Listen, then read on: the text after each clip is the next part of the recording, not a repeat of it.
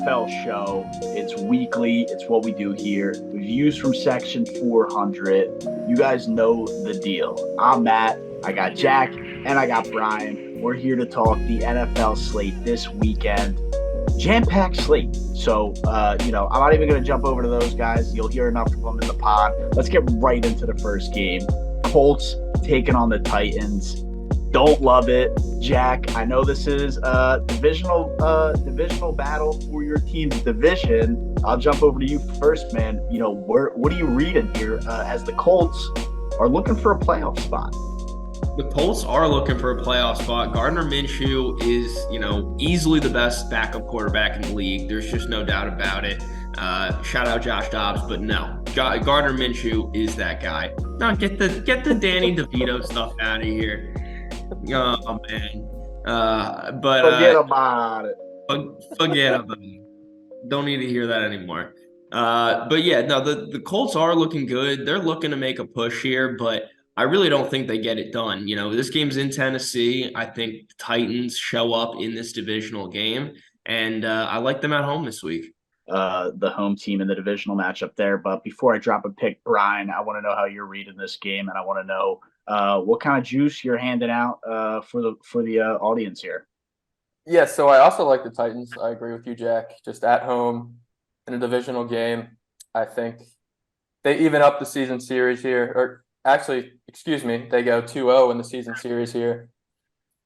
Will Levis, since we called him out, has not been that great. We called him out months ago when he had that big game, 4 touchdowns. And then ever since then, he's kind of just forgot how to play football, it seems.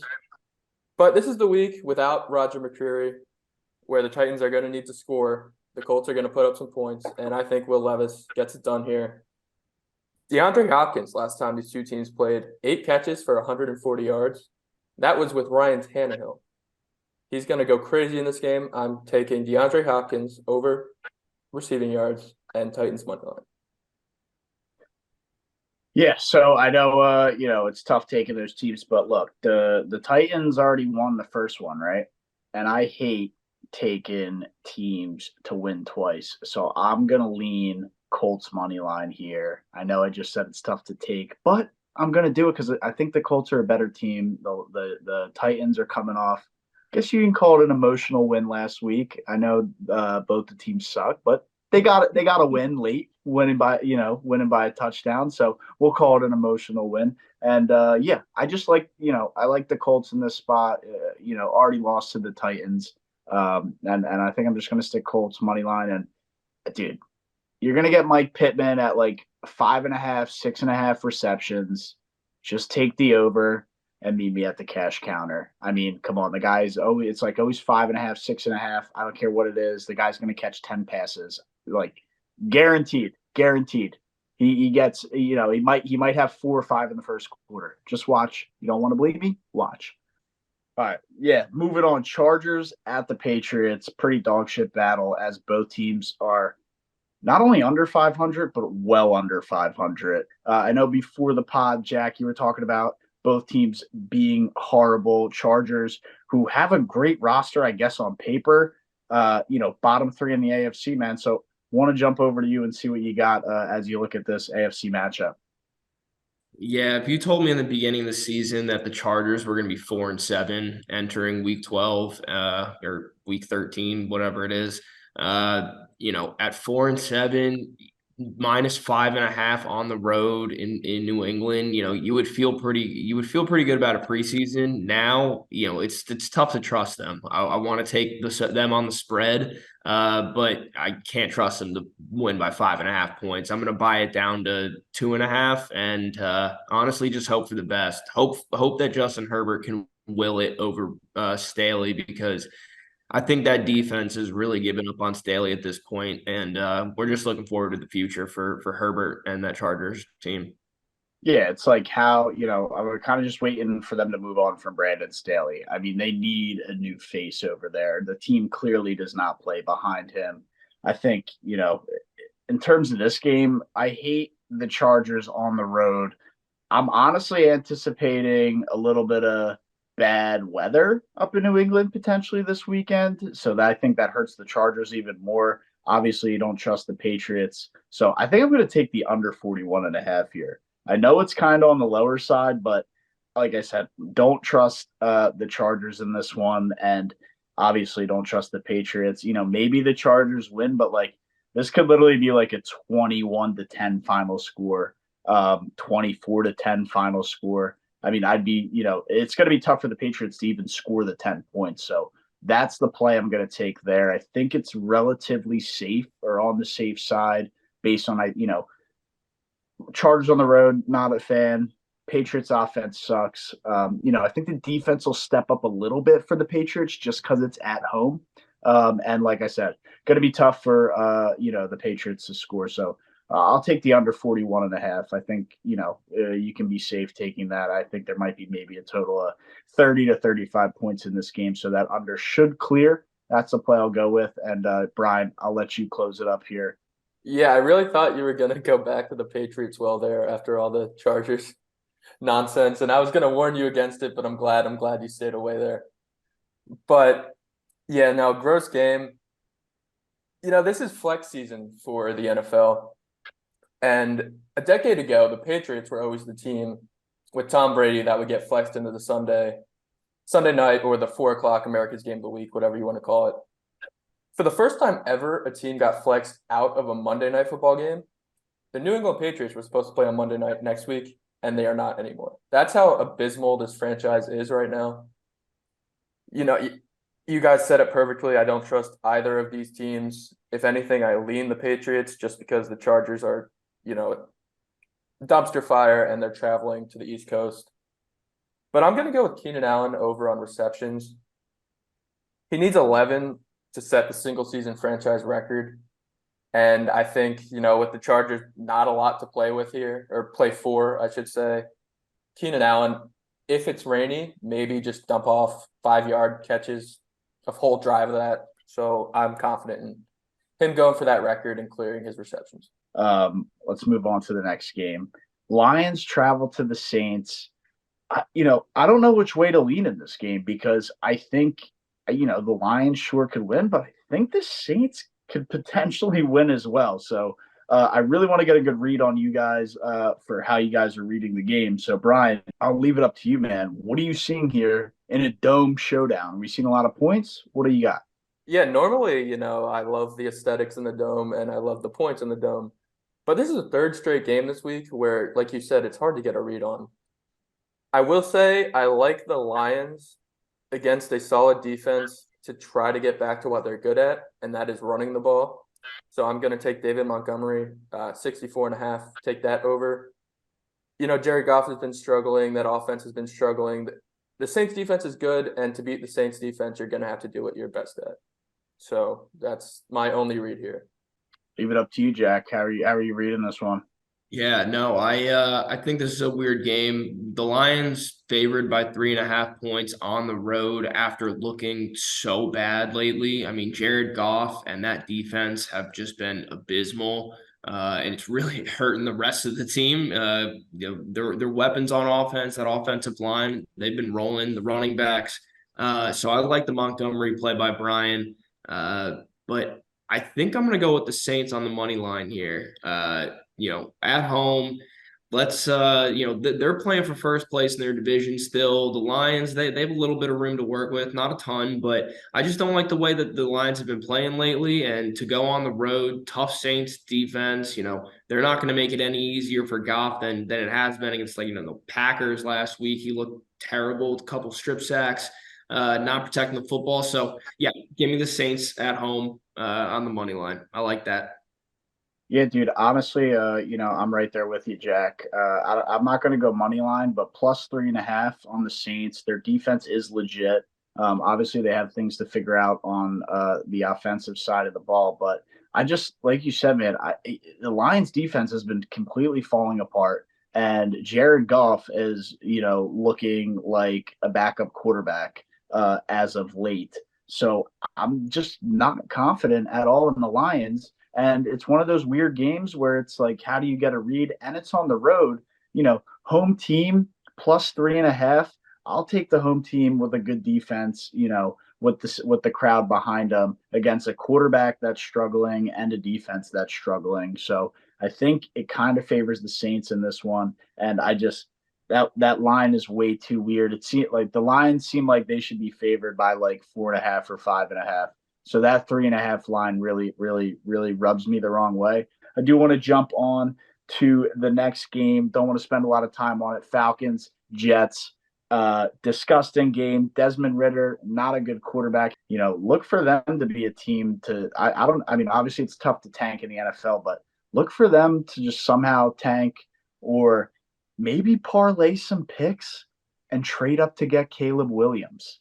I would not be surprised if they go all in to try and grab the number 1 pick next year and grab Caleb Williams. No, it's a hot take. No, it's a weird one, but we've seen teams in the past parlay a shit ton of draft picks and capital to go trade up for a 1 pick. So I like to see them. I think they're a sleeper to maybe do that and surprise some people. But back to the game, I kind of like the Jets in this one. So I think the line's leaning Falcons. I'll take the Jets +2 at home. The defense is healthy. They're playing decent. And I guess we'll see if the offense can put up some points. But again, 33.5 is just too low for me to take an under. So I'll stay away from that. But give me the Jets +2. And Jack, what do you got on this one, dude? I like the Jets on the money line, and I like the under. Yeah, I'm taking the under 33.5, and I'm taking the Jets at home.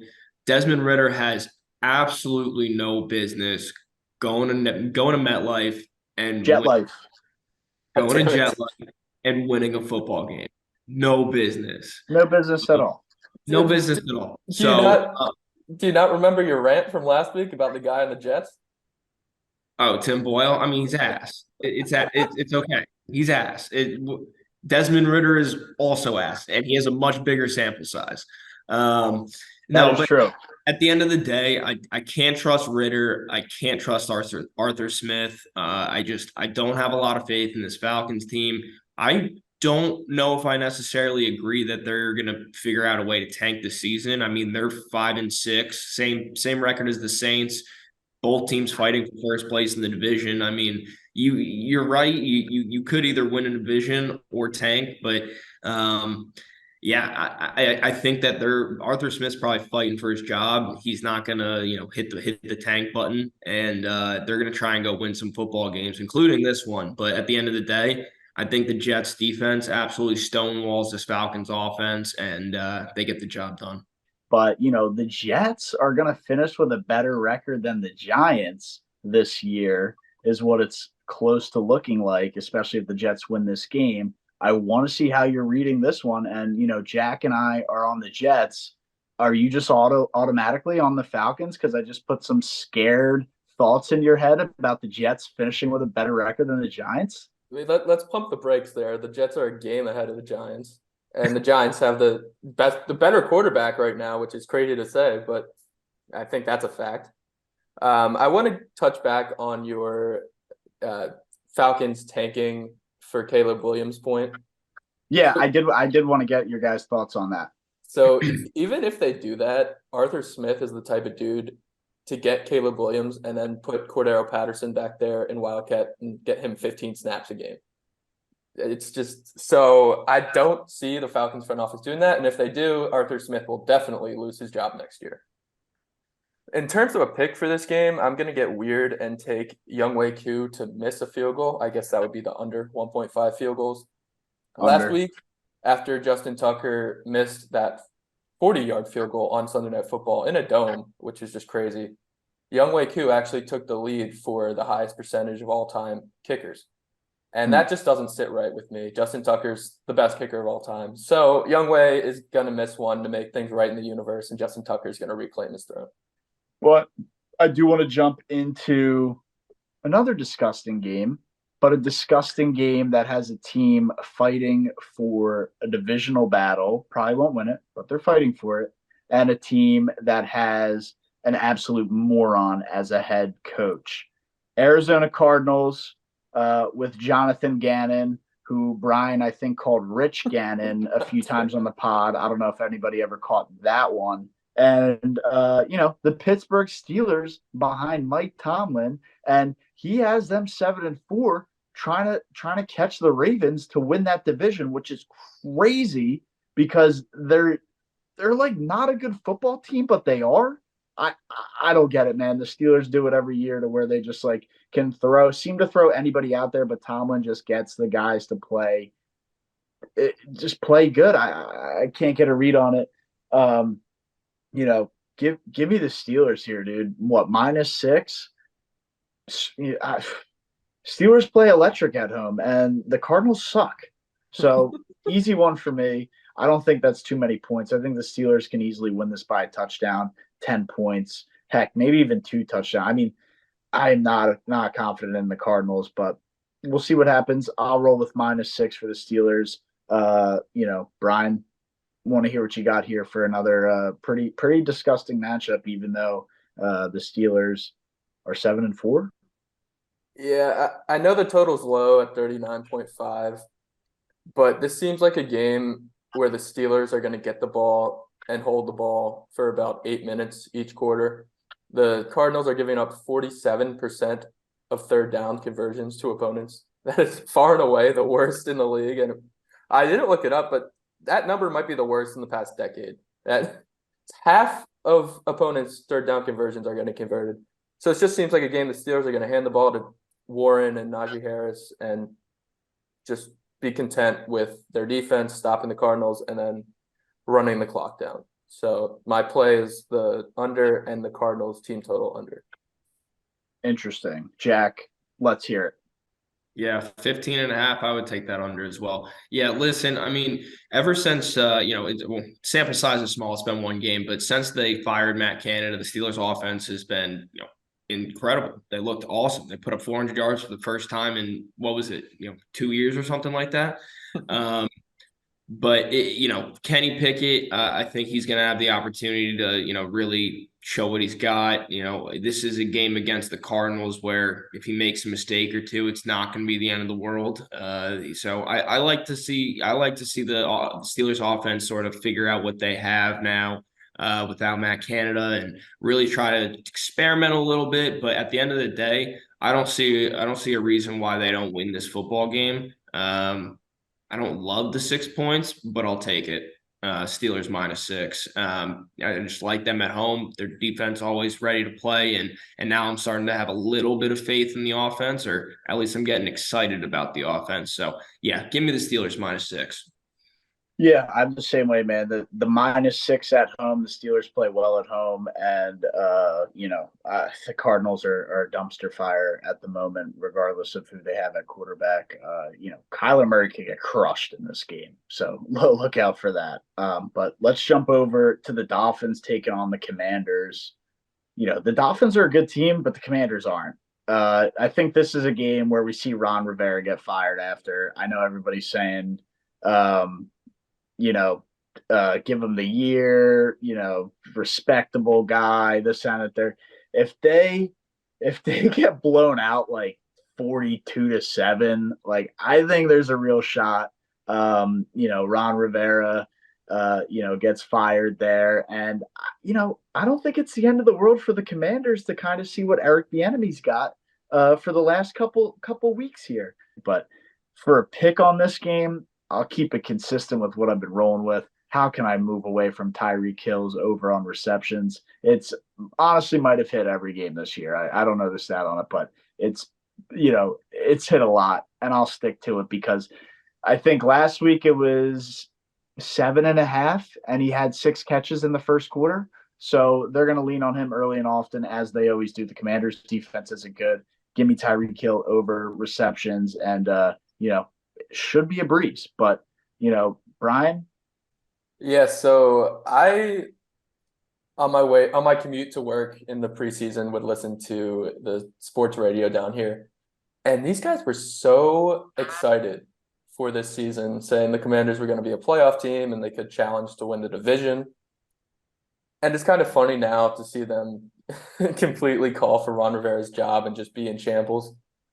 And I kind of agree with you. Rivera could get fired here. It always seemed like a lateral move for Bieniemy to move from Kansas City to Washington. I know he can call plays now. Andy Reid had the play calling in Kansas City, but it seemed like he kind of knew Rivera was on the way out and he would get that job eventually. And I Right. really don't see any reason for the Commanders to hold on to Rivera, especially now that they're out of the playoff race. The best thing about this team right now is Magic Johnson's bland game recaps on Twitter 3 hours after the game. So I agree with your take about Rivera. I agree with you. The Commanders are in shambles. 9.5 is a big number. Don't And overthink it, man. Don't overthink it. They should be able to cover. they should, you would think, but I don't think they will. So I'm going to take the Commanders +9.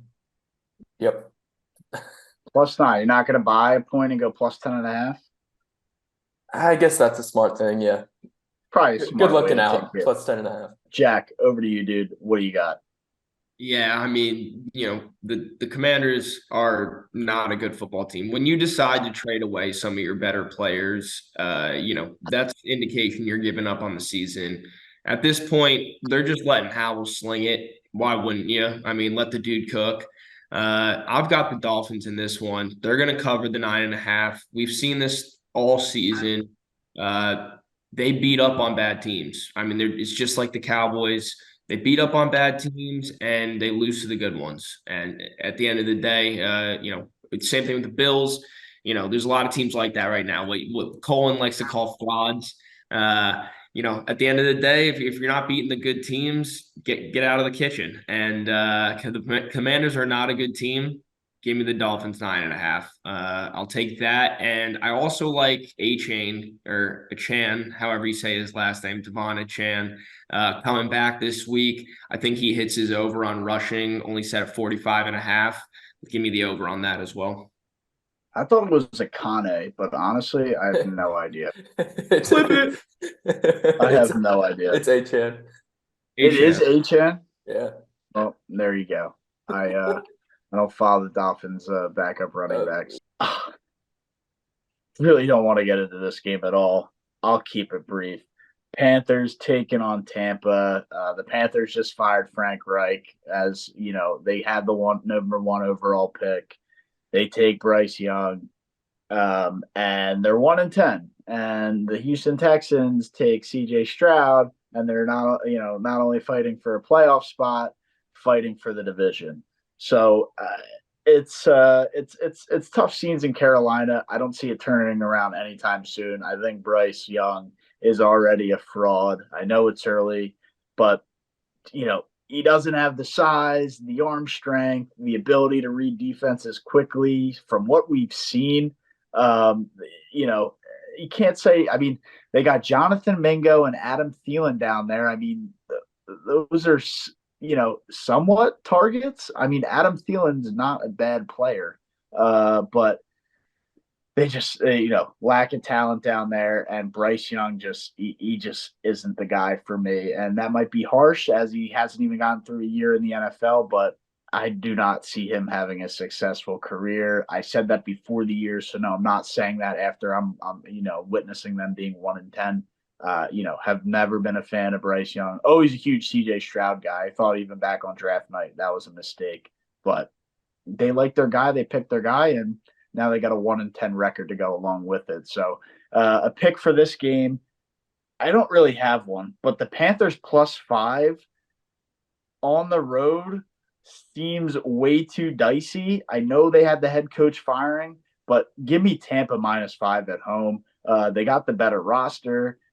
Baker Mayfield should be competent enough to read this defense, and you still got Mike Evans catching passes on the offense. So he'll be a guy who can keep you in the game. Just throw the ball up to him. He's going to catch balls. And the Tampa defense is competent. Don't be surprised if the Panthers literally put up like 7 or 10 points in this game. And so that means what? The Buccaneers have to score 2 touchdowns on a bad Panthers defense.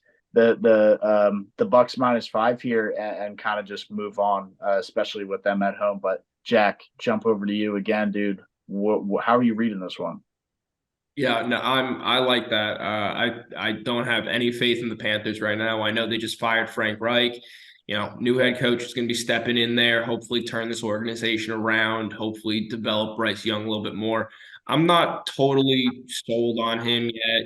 I still have a little bit of hope that he can get something going. I know he's an Alabama product, so it's not like I'm rooting for him or anything. But just as far as the talent goes and what I've seen out of him, I still think that he has a shot to be a pretty good quarterback in this league. It's definitely not happening this year.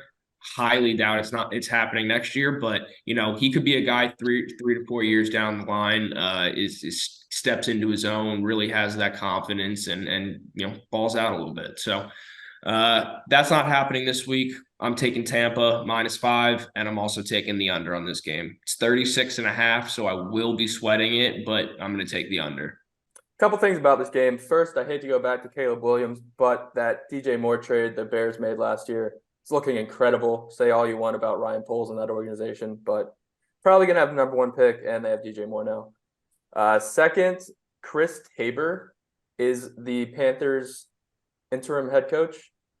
He sounds more like an Econ 1000 professor than an NFL head coach. So I don't like him at all. I know I know Frank Reich was a well-known coach, a good hire at the time, but they brought in Steve Wilkes last year, and he took this Panthers team to a 6-6 record as an interim head coach.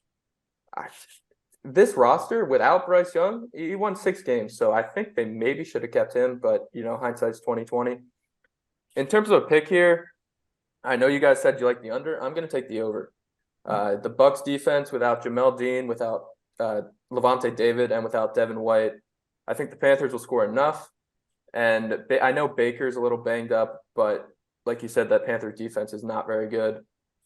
I think 36.5 is too low. I think this game ends 21-20.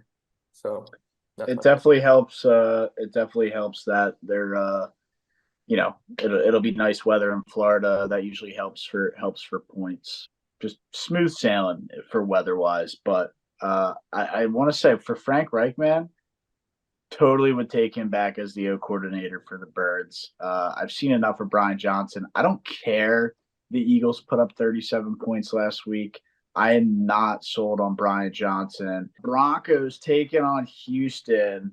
Always love covering the Houston Texans because of my dog, CJ Stroud. Yeah, this is going to be a wild game, I feel like. The Broncos are red hot, and Houston's eager to get back on track after a tough, home loss to the Jags last week. So this should be a fun one. And again, dude, in the Dome in Houston, we got to see a lot of points, right? 47.5 seems a little low for me. I'm confident taking the over. I think, I have no problem taking that. Give me, I always take some Stroud, CJ Stroud over passing yards. He should have 275 plus in this game. I think his line's at 265. I'll take the over there. And I'll just leave it at that. Give me the over total points in the game. I think we see a lot down there in Houston. And like I said, I'll take Stroud over passing yards because he just airs it out. And he just throws for a lot of yards, man. It's crazy. But Jack, I want to see what you got here, man. Yeah, this is actually, one of the games I like the most on this slate, but it's also for me one of the hardest to read. Houston has been a very good team this season with Stroud. The 6-5 record really doesn't show how good that they have been. They just lost by a field goal to the Jags last week. Their kicker missed 2 field goals, so that could have been a little bit closer as well. But the Broncos have won 5 straight and have been football's hottest team. So is that going to come down crashing this week, on the road in Houston? I think it does. So what I'm going to play here is Houston on the money line and not really touch the score because I know that Broncos defense is good, but CJ Stroud can ball. Could go either way there. I'm just going to take Houston at home and call it a day. I like Houston a lot. So the loser of this game has a less than 25% chance to make the playoffs. I believe for the Broncos, it's 18, and Houston would be around 22. But the winner has an over 50% chance to make it in an AFC that's, the Colts would make the playoffs right now if the season ended today. Wide open conference. Because of that, I'm just going to take Houston. I'm going to buy a half point minus 2.5, just because I'd much rather see CJ Stroud in the playoffs than the Broncos. Yeah, interesting. Nobody, I know you guys touched on the Broncos having a competent defense, but that's a pretty high over under. I think Vegas thinks we're going to see a lot of points down in Houston this weekend. So that's the play on the over. I was surprised you, especially Brian, didn't lean the over there. You're usually a huge over guy in a spot like this, but no more of that game. Now we can roll into the Browns and the Rams. Browns traveling across country. But I do want to say the Rams have looked competent. I mean, they're on a 2-game win streak. They beat the Seahawks, and we saw what the Seahawks did last night. And, I guess they beat the Cardinals, but they beat the Cardinals handedly. So I don't think you can count the Rams out here. But at the same time, Joe Flacco coming in at quarterback for the Browns. Think maybe, we'll see what he has left in the tank, but the Browns defense is legit.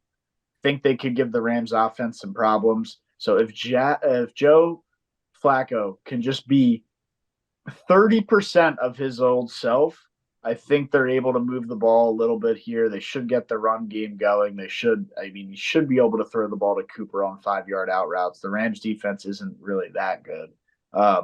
And we should be able to see the Browns cover 3.5 here. They are still a good football team, regardless of Joe Flacco being a quarterback who is a Super Bowl champion and MVP, if I'm not mistaken. He won MVP in that Super Bowl, no? He did. He did, because he got the big GMC pickup truck afterwards, I'm pretty sure. Yep. So Super Bowl MVP and Super Bowl champion. Browns plus 3.5. The revival of Joe Flacco. Jack, how are you reading it, bro? Yeah. That was an electric run for Joe Flacco. I remember those Joe Flacco is elite memes. Oh, yeah. Dude, that was amazing. That was an amazing time for NFL football. But going into this game, I've been big on this Browns defense all year. Some people think they're frauds. I love them. I think they're really good football, really good defense. But the one thing that you can do on them is run the ball. And Kyren Williams has been an explosive runner for this Rams offense. So if he can get going, I think that, the Rams take this one at home, especially against Joe Flacco, making a very, very long return. But, at the same time, I still sort of like the Browns plus 3.5. At the end of the day, though, my pick, Kyren Williams over on the rushing. Yeah, that's not a bad play there at all. I think that's got a real shot. But it's funny, it was Joe Flacco is elite. Then it rolled into Matt Ryan is elite. So who is the new quarterback is elite of today's football? I'm going Ryan, with Sam Howell. Sam Howell? I'm going with Sam Howell. That's a fair Sam Howell is elite is the new meme? Or I think that's pretty on brand if you're talking about. That's very on brand. I like Jordan that. Love is elite. Jared Goff is elite. I could see Jared that. Goff's a good one. That's a good one too. Yeah. So I feel like Jared Goff is elite already had its time though, but when he lost that Super Bowl. Right, it did. But it's a little bit back. I could see that being a thing. But yeah, no, always good to joke about that to see who this quarterback is elite conversation is. The Matt Ryan stuff was crazy. I mean, people were like, that was like unbelievable. So just fun stuff there. But yeah, so the last time we saw Flacco, I don't know if he really had anything left in the tank with the Jets. And now it's a year and a half, 2 years later. So, he didn't. He may have to drive the car backwards to get some miles back into that thing. But yeah, I like the Rams here. I like Jack's Kyren Williams pick. He made it, unlike Trey Mason, he made it out of his grandmother's basement and he's back playing. So yeah, I'm gonna go with the Rams minus 3.5 at home.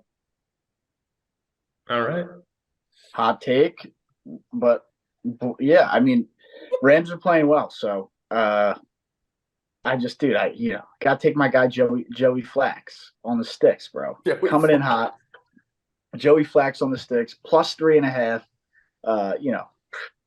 getting Joe Flacco as an underdog. I mean, dude, Joe Flacco's elite. What are we talking about here? What are we talking about What are here? we talking about here? But yeah, I want to move on to the big one. 49ers taking on the Eagles at the Link in South Philly. You know, there's a whole bunch of shit on this one, dude. The wrong team is favored. The Eagles probably should be favored in this one. There's just too much to go off on. The Niners have been crying all year long since the NFC Championship game, going on podcasts and interviews, and not just like one guy, not like, dude, the coach, the wide receiver, the running back, everybody is, making excuses and this, that, and the third. And like I said in the midweek pod, you got to put it beyond a reasonable doubt and just, don't justify the NFC Championship game for the Niner or the Weiner fans. Don't justify that for them, right? Because if they win this game, they're gonna feel like, oh my gosh, like we should have won last year. Blah blah blah blah blah blah blah. Go out there, get the job done, smoke them. I'm taking Eagles money line, and I'm taking. When are you gonna get the Eagles plus points at home? I get it that the 49ers are good, but when are you going to get them plus points at home at the Link late in the season?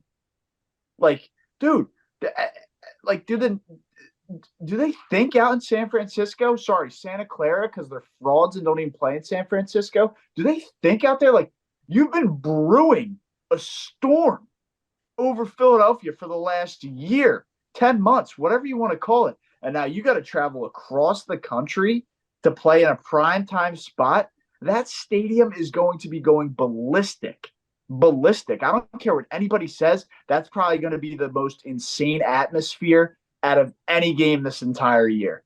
Any game this entire year. Probably crazier than the Arrowhead game when the Eagles traveled there for Monday night a couple weeks ago. I think this will be the craziest atmosphere for any game that we've seen all NFL season. Eagles plus the points. Eagles money line, whatever you want to say. You put it beyond a reasonable doubt. You go out there, you smoke Brock Purdy, you lay Debo out, take the 15 yards, lay his ass out, and get a job done. And then we move on to Dallas, and if we lose that game, who fucking cares? Get the job done this weekend. Brian, what do you got? So, I don't like Eagles fans. I don't like you when you talk about the Eagles. I don't like any of our friends when they talk about the Eagles, but always a but. This actually might be a lie. I was going to say I hate 49ers fans more. I don't think that's true, but I hate them almost as much. Well, you're not exposed to them as much. Well, the last time I was exposed to them, my dad and I went to San Francisco went to San Francisco, went to the NFC Championship game. We walked in the stadium. There was a band outside singing a song saying, "We're going to the Super Bowl, blah, blah, blah, blah, blah." Bunch of nonsense. Game hadn't even started yet. Vernon Davis goes off, scores an 80-yard touchdown. I get fans throwing hot dog wrappers at me all game. Long story short, their punt returner must have punt in overtime. Giants kick a game-winning field goal. I turn around, flip the whole stadium off, and my dad grabs me, and we run to the car after the game. So I hate 49ers fans. I hate Eagles fans. I'm going to take the Eagles here because they're plus money. No anti-birds parlay this week. The Eagles are winning at home. This is going to be the biggest atmosphere, the best atmosphere of the season until these teams meet again in Philly for the NFC Championship. And yeah, that's what I got.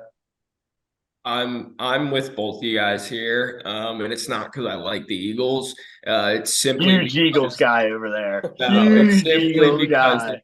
10-1 at home, and you're not gonna give them the favorites. Like, it's not like they have Jalen Hurts out of the game. It's not like AJ Brown, Devonta Smith, DeAndre Swift. All these guys are healthy. I mean, they're missing Dallas Goedert most likely. I'm pretty sure he's out for this one. I know Fletcher Cox has been dealing with some stuff. I don't know if he's playing or not. But still, I mean, it's the Eagles. They're 10-1. Sirianni, he's just a winner. I don't want to hear it, Colin. I said it, not you. But you're giving them plus point. If you want to be a little baby about it, take them on the plus points. But you're getting a double digit, 10-win team here at home with plus points, it just, it doesn't make sense. Don't like the line. I'm taking that simply because of the value. I think the 49ers are going to be damn well motivated to walk into their trap and take over your trap. They did it to my Jaguars a few weeks ago. So I know it's possible for them to do it, but at the same time, as a betting man, give me the team that beat them last year in the NFC Championship at home plus points. I mean, come on. What are we talking about Yeah, here? I mean, Jack, this is not a jab at the Jags at all, man. But you sit like walk in your trap, take over your trap. What I mean, dude, what's about? I mean, was that even an atmosphere when the Jags played the Niners in Jacksonville? I mean, dude, this is going to be an atmosphere on Sunday. This is a definition of okay, you want to come in and try and take over your trap when you have a hooligan, crazy, insane fans going ballistic, especially because the Niners have been stirring the pot for the last year, or down in Jacksonville where, I know you're a fan and all, but like, are there like crazy, hardcore, dedicated fans like it is in Philadelphia? Maybe there are. I don't know. There are, but we're not as, let me use some PG words here. We're not Rowdy, as reckless. we're not as, big of assholes as you guys. So I don't know if No one likes us. We don't care. yeah, I don't know if we really provide that atmosphere like Philly does, where you're spitting on little kids and stuff. But we just got a little bit. It's more sunny where we are, better vibes. People are Laid just back. happy. People are happy all the time. It's not like Philly and the rest of the Northeast where everybody's just pissed off from the time they wake up till the time they go to bed. It's different. It is. It is. And I wouldn't trade it. I wouldn't trade it for anything in the world. I love the way we are. I admire the way we are, and I strive to hold that Philadelphia fandom in myself. And I cannot wait for this game to kick off. I will. I don't. I say I'm not going to be getting hammered. I don't know how I can't have a couple of drinks for this game and just be go like, dude. I'm so fired up for this game and so pumped up for this game. I like if I could fast forward the weekend, I would because that's how fired up I am for this game. And I just can't wait to see the link rocking like that. It's going to be unbelievable. Last year the I think the NFC Championship game was at like 1 o'clock, or it was at some weird time where it was like very light out. This is going to be 4:25 start. I think they're doing it, Yep. and it'll get dark a lot quicker. I think under the lights, dude. It is going to be the atmosphere of the year. I cannot wait. Well, I got one more thing to touch on. Speaking of the Eagles, you guys, I'm sure saw that Zach Ertz got released by the Cardinals. Do we think there's a chance that there's a remarriage in Philadelphia for Big Zach Ertz? Career guy over there, and Dallas Goddard isn't particularly healthy right now. So you think he's going to Philadelphia or no? I mean, it seems like it should line up, right? I mean, Goddard got hurt. He requested the release. All the Eagles fans were in his comments. Howie, pay him.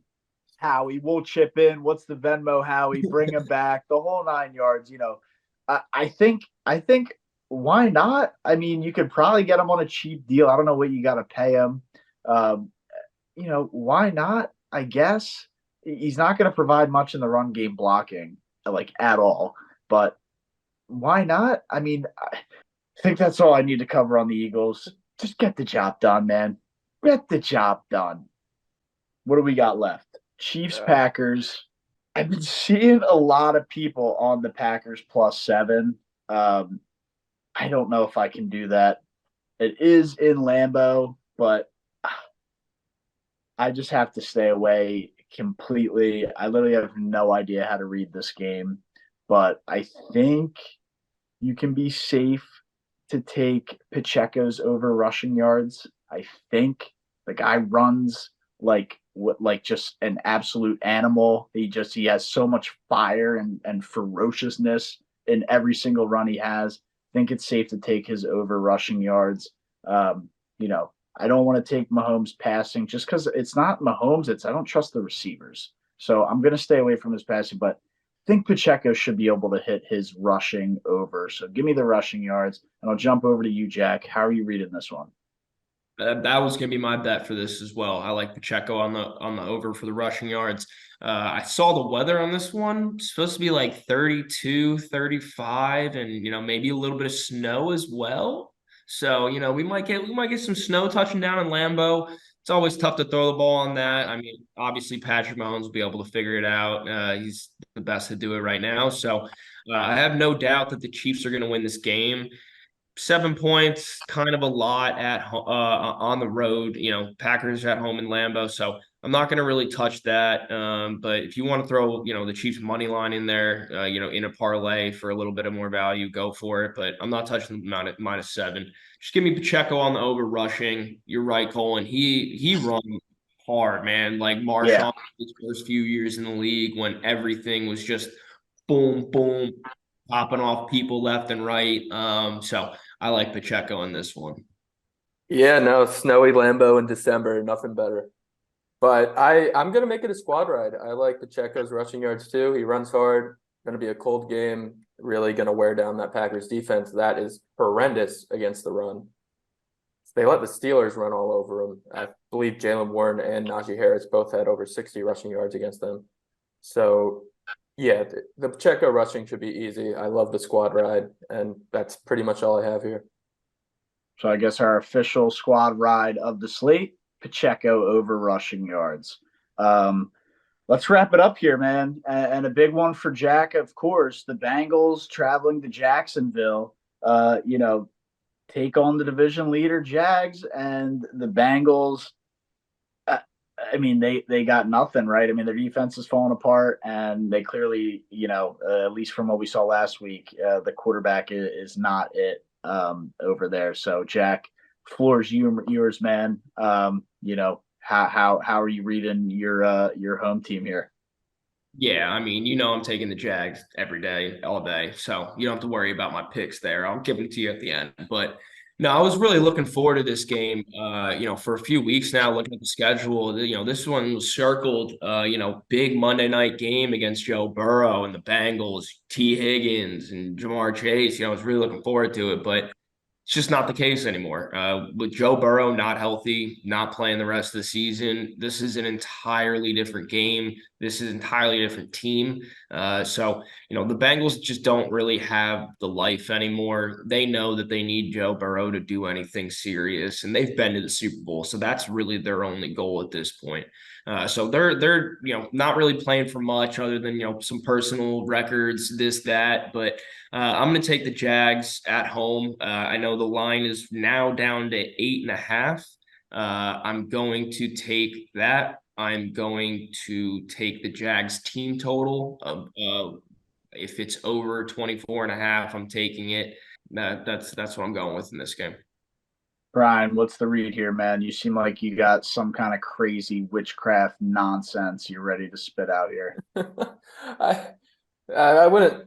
It's not that crazy, but you did say Jake Browning did not look like that guy. He had a decent game last week, and I think here we go with the big spread, it's going to be a closer game than people expect.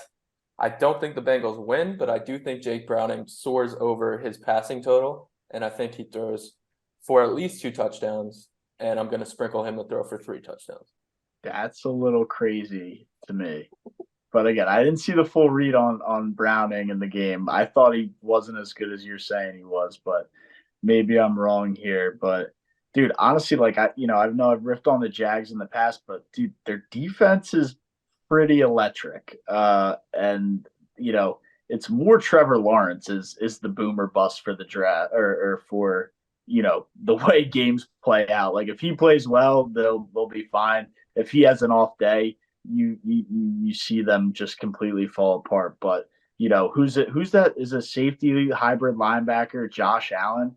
That guy's a freaking number 41. Best pass rushers in the league, dude. That guy is a beast. That guy is an absolute beast. I was watching him last week, and he just wreaks havoc for opposing offenses wherever he lines up.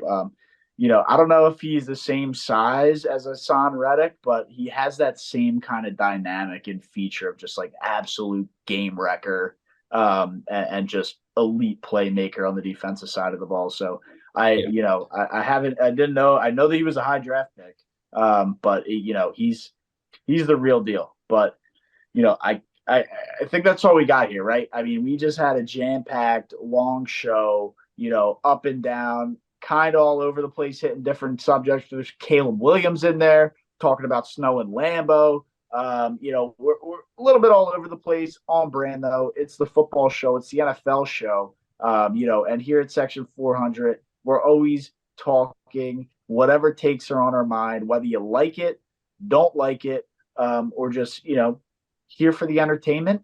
We appreciate everybody. That's all I got. I'm going to go sweat out Washington money line, and I hope everybody has a good night. When you watch this, you will already know the result of that game, but hopefully I'm happy. Peace. Die Hard is a Christmas movie. Riverboat Ron, if this is our last run, it's been good.